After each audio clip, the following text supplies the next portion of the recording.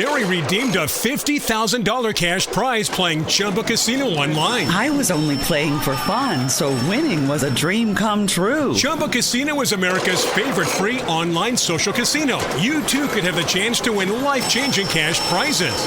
Absolutely anybody could be like Mary. Be like Mary. Log on to ChumbaCasino.com and play for free now. No purchase necessary. Void where prohibited by law. 18 plus terms and conditions apply. See website for details. The voice in the preceding commercial was not the actual voice of the winner.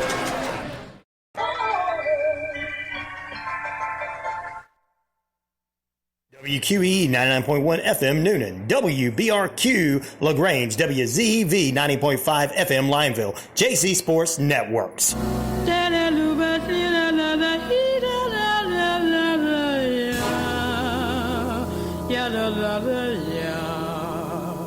Blue skies smiling at me, nothing but blue skies do I see.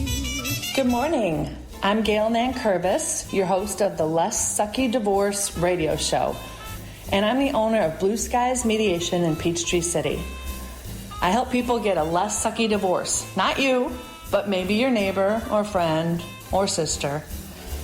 I'm a certified divorce financial analyst and a licensed family mediator, and I use these skills with my clients to help them get a professional divorce without escalating fees and emotions.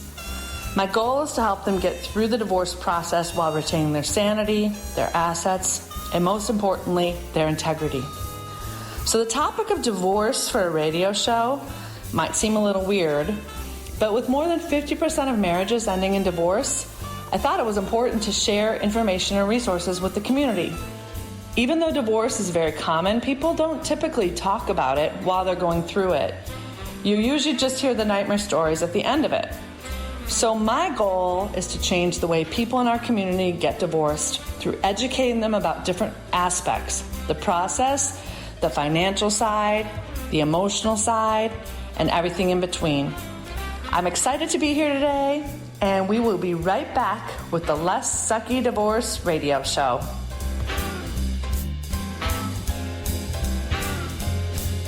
Good morning. This is Gail, your host of the Less Sucky Divorce radio show.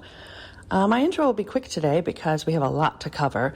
Today we're going to be discussing special needs in divorce and how you can help people that have children with special needs as they go through divorce, what things to consider emotionally, financially, what kind of support is available. So I hope you enjoy the show. Most importantly, you need to get the information out to those families with special needs children that their situation when they get divorced is a little bit unique, and there are special considerations that need to be discussed. Everyone, thank you so much for joining us today. My name is Vicky Townsend, and I am the founder and president of Divorce Right, and we provide training for HR professionals and any company supervisor, anybody with direct reports, and we provide divorce case management for your divorcing employees so that you can get your employees the support and the resources that they need so that they can keep their head on straight and show up and be a productive member of your team. Mm-hmm. And I want to introduce you to Paulette Rigo, a certified divorce coach, certified divorce specialist, credentialed mediator, and director of coaching and management here at Divorce Right. Mm-hmm. And together we tackle the biggest disruptor in your company, divorce. And today we have another expert that provides relief for your divorcing employees that have special needs children. Families with special needs children experience divorce at higher rates than families without a special needs child, and their divorce requires a true expert in dealing with these complicated issues. So please meet today's guest, family law attorney Dina De Giorgio. Dina is a family law attorney and mediator practicing in her own boutique law firm for 27 years. Dina leverages her extensive legal expertise, litigation experience, and mediation training to help identify the bottlenecks that prevent clients from reaching agreements, crafts innovative approaches and solutions to resolve disputes without the cost, time, and emotional toil of lengthy divorce litigation. Dina is a member of the Matrimonial and Family Law Committees of the New York State Bar and the Nassau County Bar Association, the New York State Council on Divorce Mediation, and the National Association of Divorce Professionals. Dina is one of the co-directors of the NADP's Special Needs Chapter. Dina serves on the executive board of the Nicholas Center, located in Port Washington, New York. The Nicholas Center welcomes over 120 participants who are on the autism spectrum each year on Long Island and Westchester to learn critical life skills, improve their social and communication abilities, gain meaningful vocational training, and engage in community projects, including feeding the homeless and beautifying their neighborhoods. Welcome, Dina. Thank you, Vicky. So excited to be here with you and Paulette and to talk about this really important topic today. It is indeed. Well, Paulette, why don't you get us started? Well, Dina, thank you so much for adding your extensive expertise to this conversation. It is a problem, and I think a growing problem too. And we appreciate your expertise because you really are in the trenches with it. So let's just begin with your professional experience. How does going through a divorce affect work performance for anyone? So, obviously getting divorced is very stressful. So other than, the ordinary effects of stress, being anxious, being distracted, divorcing takes time. There's meetings with your attorney, there's court appearances. So that's going to require your employee to be absent a little bit more often from work. And that's, one of the biggest issues, I think. Many of my clients often have to take vacation days and time off to tend to their responsibilities in their litigation, whether it's going to court or appearing at a deposition or meeting me in my office to prepare for a trial. It just takes time. And that's really the biggest factor. And also being just distracted in general.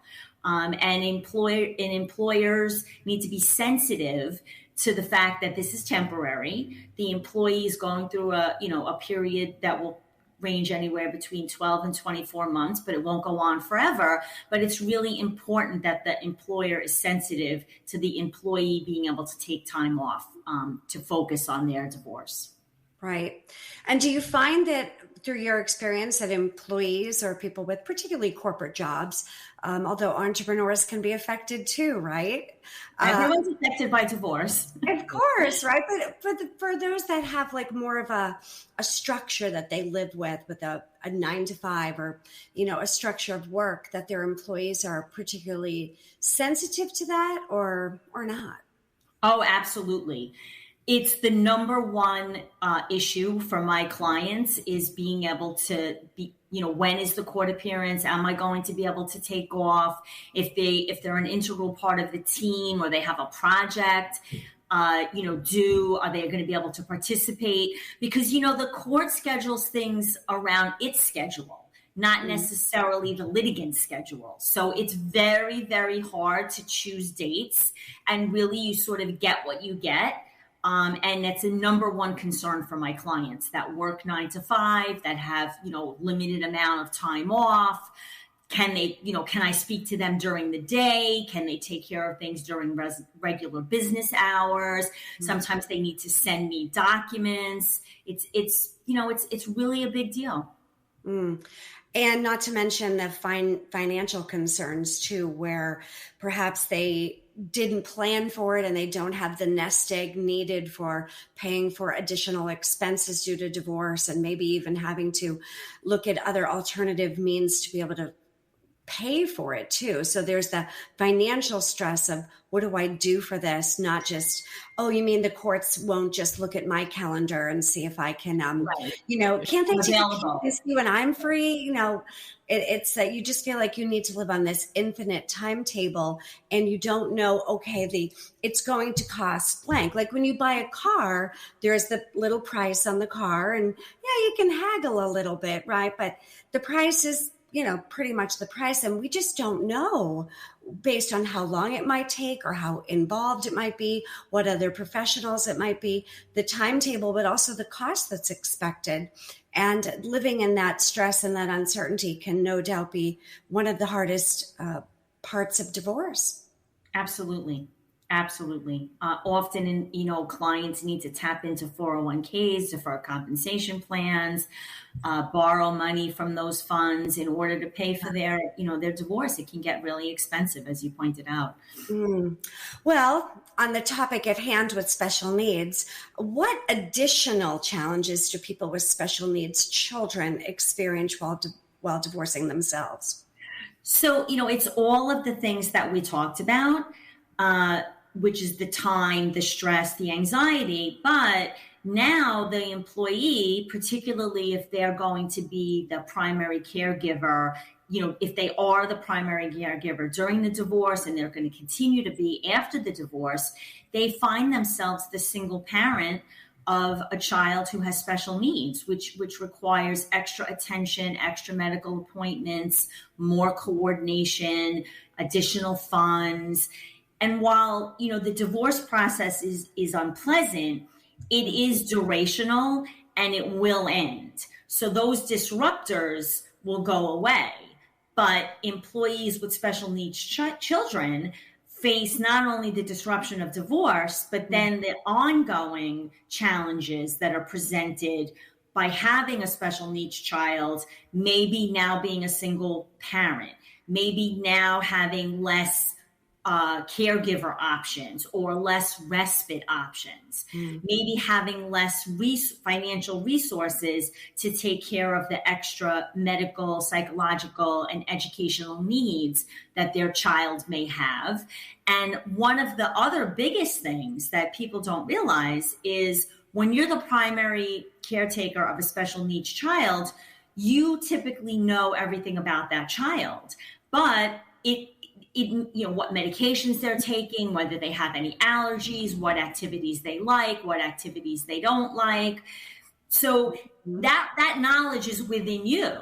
But now if you're a single parent and you're relying on, even the other parent doesn't always know everything, but if you're relying on outside caregivers, how do you communicate this information to those people? So you can, find yourself at work while your child is either with the other parent or with a caregiver, and you're constantly perhaps being interrupted because questions come up, issues come up, emergencies come up. The child might have to go to a doctor appointment. And how do you relay that information to the other caregivers in a consistent, reliable way so that it doesn't disrupt your workday? And you make such a good point because divorce is a chapter in your life, right? There is a beginning, there is a middle, there is an ending, thank goodness. But being the parent, those of us that are parents, you never stop being a parent, but the role may change a little, right? Parents, but it's still there. But when you have a special needs child, that responsibility is pretty much forever. And divorce doesn't just strike the young. Even in gray divorce, if you have a special needs child, it's probably now in their 30s, 40s, or maybe even 50s. And there are major continual concerns and agreements between the parents of that offspring, and which you still need to see eye to eye on, make decisions for. It isn't just the divorce of a 2-year-old or a 4-year-old or a young special needs child, but could be a teenager or a young adult and beyond, right? Oh yeah. And often the parents, some children with special needs are unable to live independently. So parents have to make succession plans. They have to create safety nets, trusts, fund the trusts to make sure that the child has a good quality, even the adult child has a good quality of life, is able to live independently, has perhaps the appropriate guardian appointed to make decisions, medical or otherwise, financial, if they're not capable of doing it. So really, it requires really specialized planning, and it really requires a team of professionals. But most importantly, you need to get the information out to those families with special needs children that their situation when they get divorced is a little bit unique, and there are special considerations that need to be discussed, more so than in, let's just say, the regular divorce, where the child will become an adult, and in New York, child support's payable till 21, child support will end. Presumably the child will go off to become, an independent adult, and that's sort of the end of it. But that's not always true in special needs divorce. Right. I'm glad that you mentioned child support ends at 21 in New York, and every state's a little bit different, everyone. So don't assume it's always 18 or always 21. And in some instances, it's also 23 based on education. So we do pretty much live in 50 little different countries when it comes to divorce, right? Yeah. So go ahead. I'm sorry. I want to just make one clarification. So it ends in 21 in New York, but if you have a developmentally disabled child that meets the definition of developmentally disabled as under New York law, child support can be paid until 26. And that's the law in about 40 other states as well. So New York just enacted that law very recently. So really, if you're paying support until you're an adult, it's really no longer a child. The individual is really an adult. It's particularly important to be mindful of how you plan and how you structure those payments. Really vital fact. Thank you for clarifying that for those problem. People that need that. So shifting the idea here, the conversation from the employer, the HR professional, where they really are in a position of, what do we do? How can we support them? But what is the best way for employers or HR professionals to support employees who find themselves in these situations so that they can really not lose them as an employee and help them get through it? I think really have resources and information available to them. So there's sort of a checklist of things that you need to consider, questions that you need to ask, and determine whether or not you need to include them in your divorce settlement. And most people aren't readily aware of that information, and it's difficult to find one place where you can really sort of have a compilation of all of the issues. So I think if employees could develop a resource or a video or some sort of information that they could share with their employee that could alert them to information that if they know ahead of time, serves them better in the end, that's really the best thing that they can do.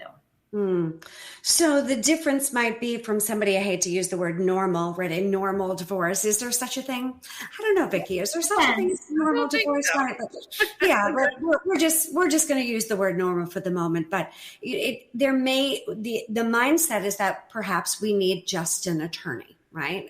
But it sounds like, for what I'm gathering, that there may be other professionals that they need, another Rolodex, a contact list, a sheet of resources, but of other additional experts that they may need that perhaps some other divorces do not need. But who might those professionals be? So certainly you need a divorce lawyer. And obviously divorce is state specific. So you need somebody who's a experienced family law practitioner in the state you live in. There's often a lot of, you might need to create some trusts. You might need to do some special needs planning.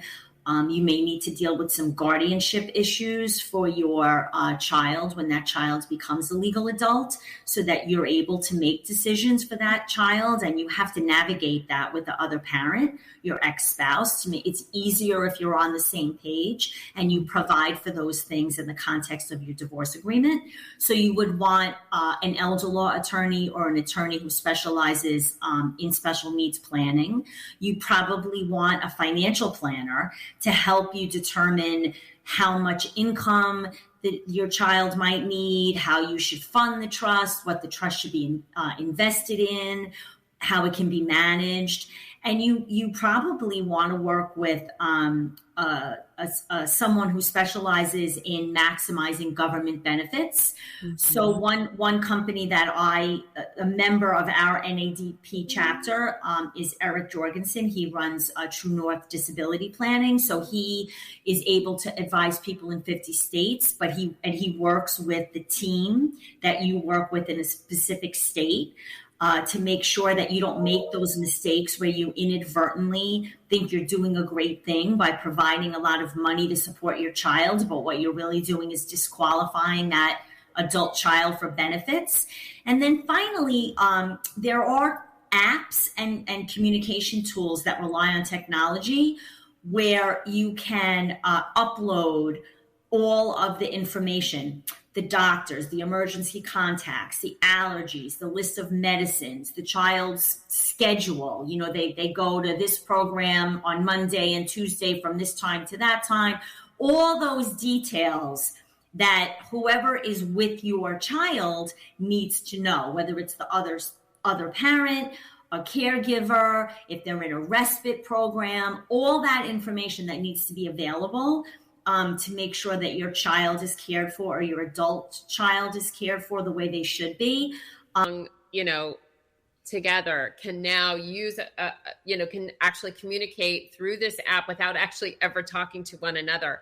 Yeah. And what I love about this is that there's no questions as to, what medications is Johnny on, does he have any allergies? All of it is written there, and it's so easy to do. It's just these things are godsends, and they're the kinds of resources these families really, really need.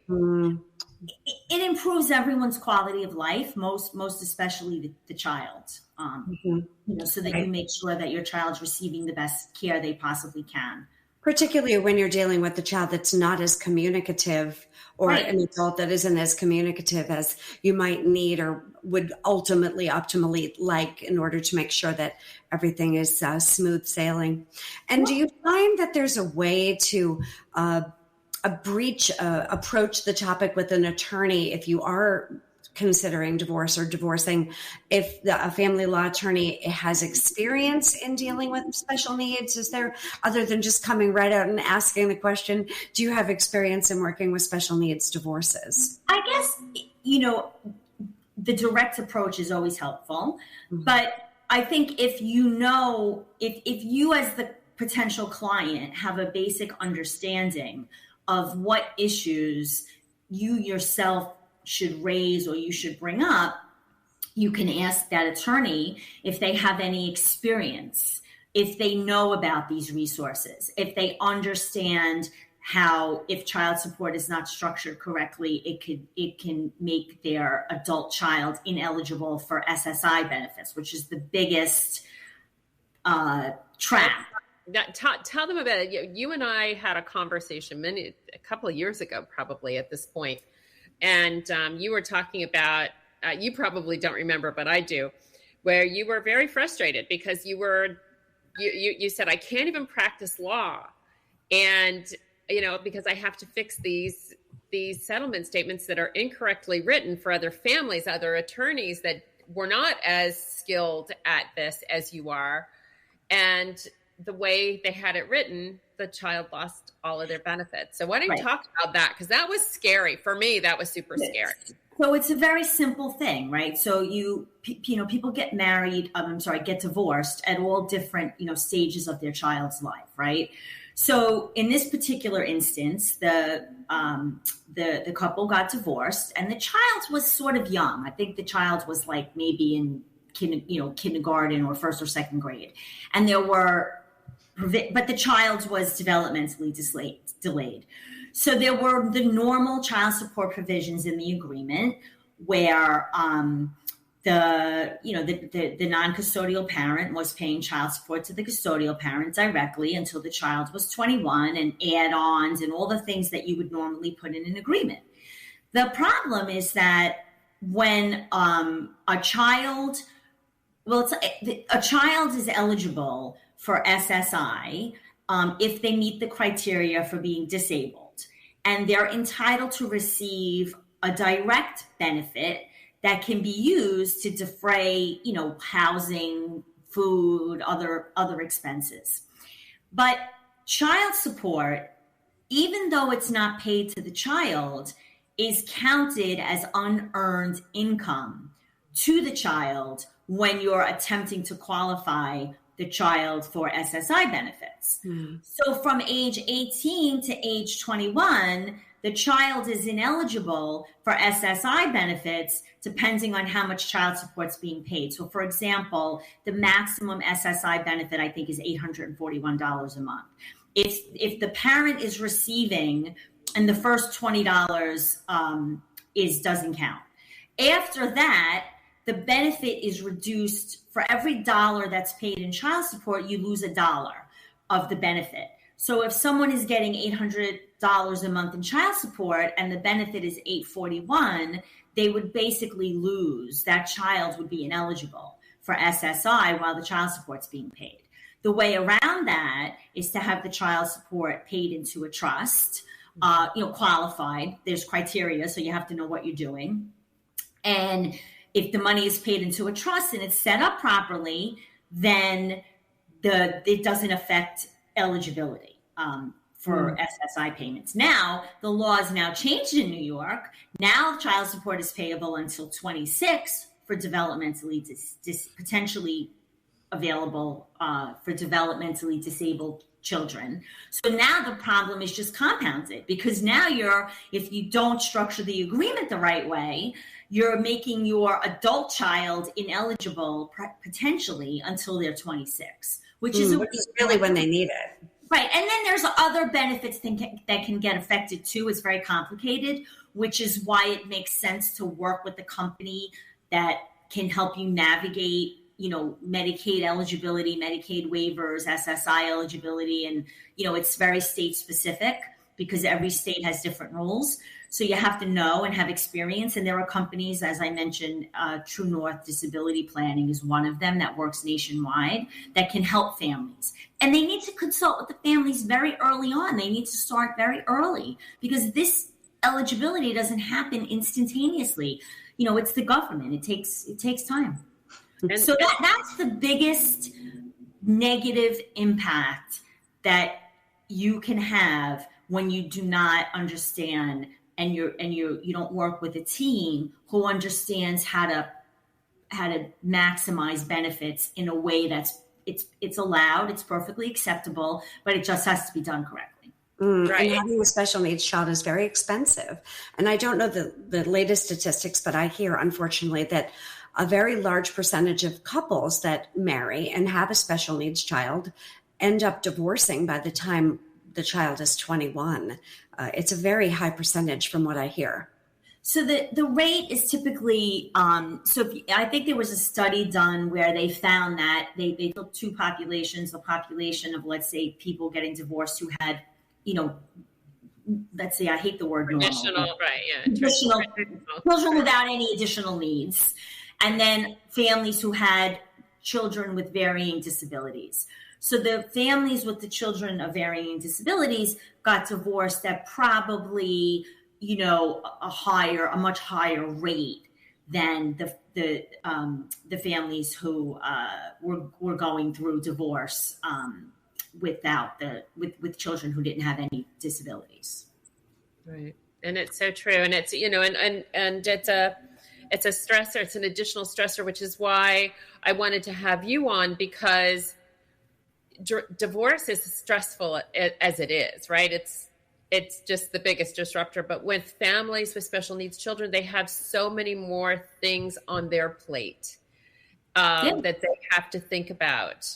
And at the same time, now they were, kind of operating in concert, through from the beginning of their marriage, and they were working together.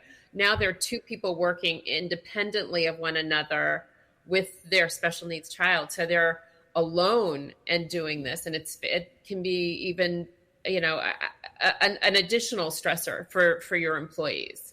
Mm-hmm. Yeah, definitely. And it's not, it can be the duration of time, the duration of stress lasts longer because the divorce ends, but the needs of the child. Have an employee that has a special needs child and they do find themselves going through a divorce.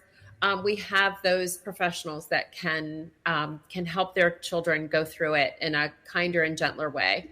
And that's ultimately what we want to do. So thank you, Dina. Thank you for doing this with us today. I thought that it was super, super informative, and that we were able to kind of shine a light on something that is not necessarily discussed openly. And it's certainly something that impacts the productivity and the distractibility at work. So we want to help those families go through this with as grace as we can possibly give them, while all maintaining all of those special benefits for their children that they need. Dina, thank you so much. Paulette, thank you so much for doing this with me today. This was awesome. Thank you, Dina, too. Dina, real quickly before you leave, why don't you just tell them a little bit about your website and how they can contact you? So my website is my name. It's DinaDeGiorgio.com, all small letters, lowercase. And I have an office in Port Washington. My phone number is 516-767-1231. My email is my name. So it's Dina@DinaDeGiorgio.com. And I have a LinkedIn profile. I have a Facebook page. You could message me on LinkedIn. I'll get back to you. Send me an email. If you type my name, on Google, my website will pop up. So I'm very easy to find.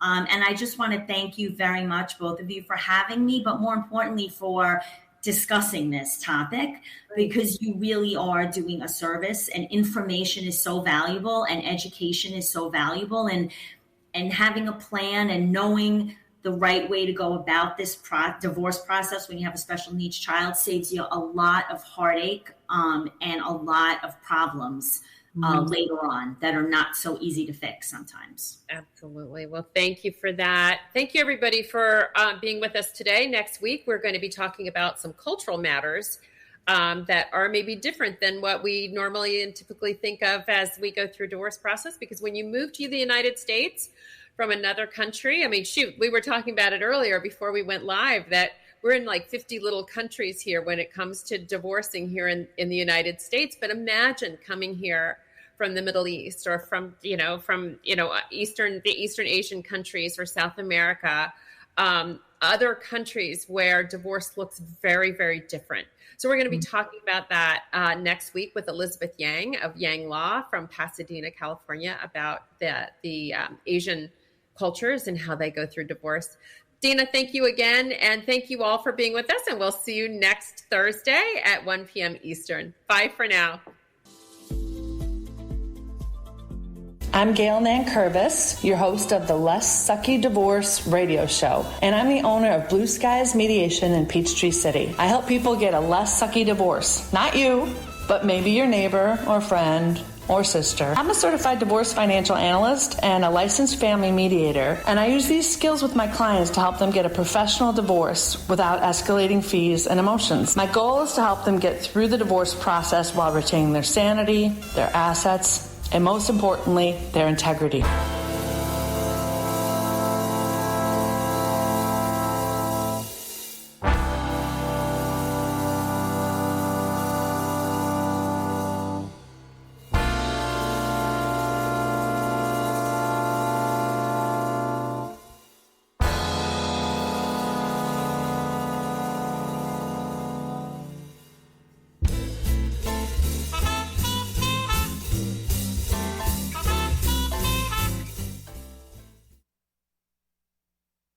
Mary redeemed a $50,000 cash prize playing Chumba Casino online. I was only playing for fun, so winning was a dream come true. Chumba Casino is America's favorite free online social casino. You too could have the chance to win life-changing cash prizes.